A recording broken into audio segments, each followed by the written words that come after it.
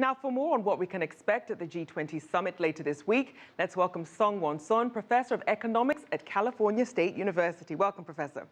Thank you. Now, the global economy has really sputtered along for this first half of the year. So with that in mind, what are the main issues on the G20 summit agenda? There are global macro issues such as global economic slowdown, of course, China being one of them.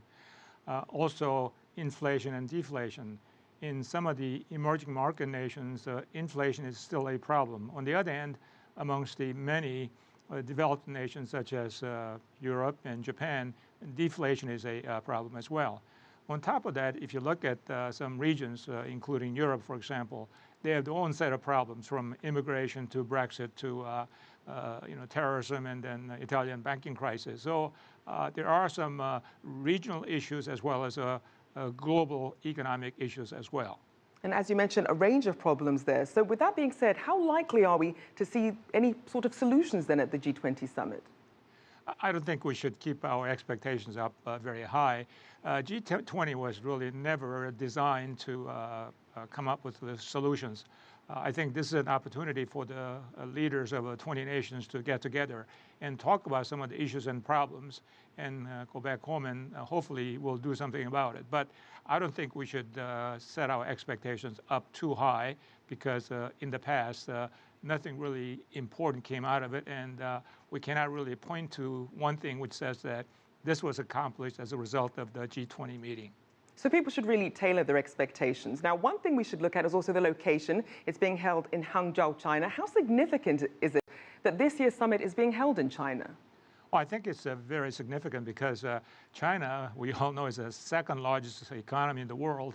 And also, when you look at some of these geopolitical problems from South China Sea to the Korean Peninsula, and China is an important party in those events as well. So I think to really solve some of these issues in the future, we need the cooperation and the leadership of China. And so I think it is good that it's being held in China, and hopefully China will take more responsibility in those directions.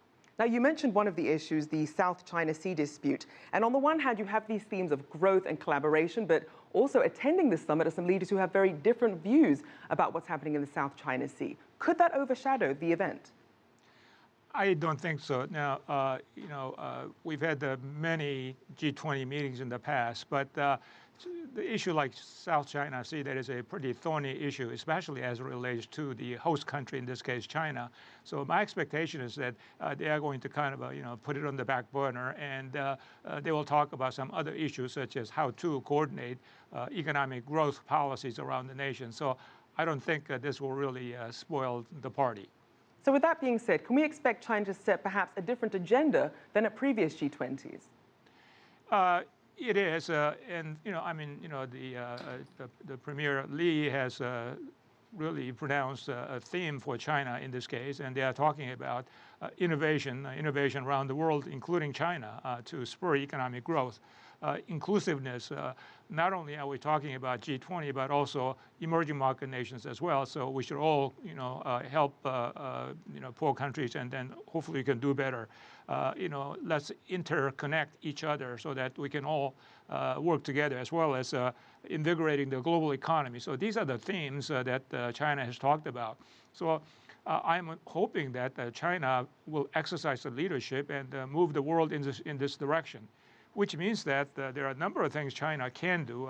First of all, obviously, China must continue economic reforms like finance and financial markets, as well as agriculture.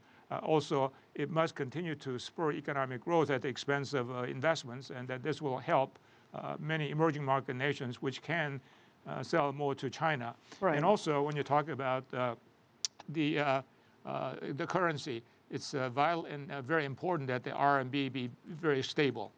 Now, a lot of people are looking for China to take that leadership role, and there's been a lot of discussion about China cementing its standing as a global power with this summit. What are the chances that this summit could be the tipping point?